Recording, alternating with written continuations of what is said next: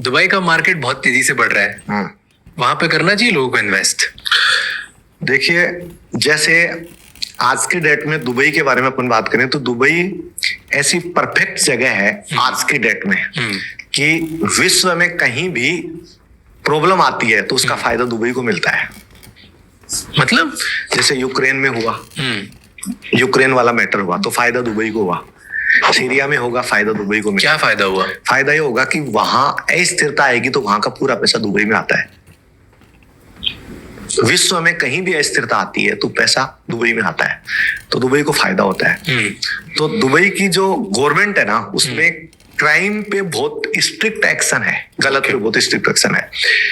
तो कोई भी आदमी दुबई जाने के बाद अपने पैसे की खुद की सेफ्टी समझता है, इसलिए वहां जाते हैं लोग, और वहां डेवलपमेंट लगातार हो रहा है।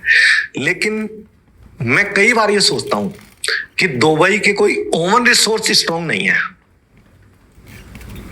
जैसे एक साथ मान लो उन देशों का पैसा जिनमें अस्थिरता है, उनमें वापस अमन चैन मतलब होने लग गया, उसके बाद दुबई का बाजार धराशायी भी हो सकता है। मतलब दुबई का एक वो लगता है, कृत्रिम सा लगता है।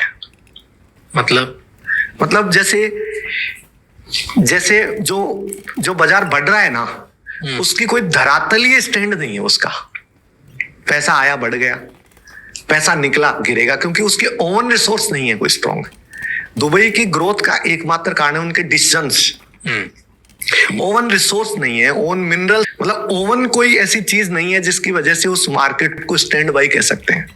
क्योंकि आज जो मोहम्मद बिन रशीद उनकी जो सरकार है, हो सकता है कि उनकी जगह जो दूसरा व्यक्ति आए उस सीट पे, तो हो सकता है वो मेंटेन कर पाए या नहीं कर पाए। ऐसे तो वहां भी डर सकते हैं, तो डरने का तो कोई कारण नहीं है। और नो डाउट दुबई पूरे वर्ल्ड का आज की डेट में बिजनेस हब है और पैसा लगा रहे हैं, और मुझे भी दुबई में खूब इंटरेस्ट है, ऐसी बात नहीं है।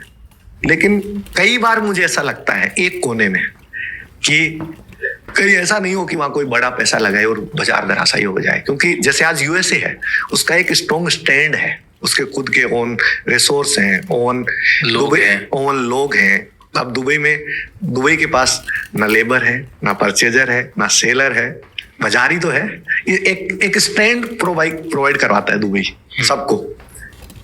तो वो यदि लोग वहां से मूवमेंट करते हैं तो मेरे हिसाब से, जैसे आज इंडिया है, 140 करोड़ लोग हैं, रातों रात भाग के जा नहीं सकते। तो यहाँ का बाजार जो मुझे स्ट्रॉन्ग लगता है वो मुझे दुबई का नहीं लगता, क्योंकि यहाँ के खुद के लोग हैं, यहाँ पे खुद के मिनरल्स हैं, यहाँ खुद का प्रोडक्शन है, खुद का कंजम्पशन है।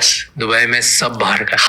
आपका प्रोडक्शन की बाहर का है और कंजक्शन करने वाले लोग भी बाहर के हैं। दुबई में एक पॉजिटिव चीज है कि वहाँ रेंट अच्छा है, 10% रेंट है।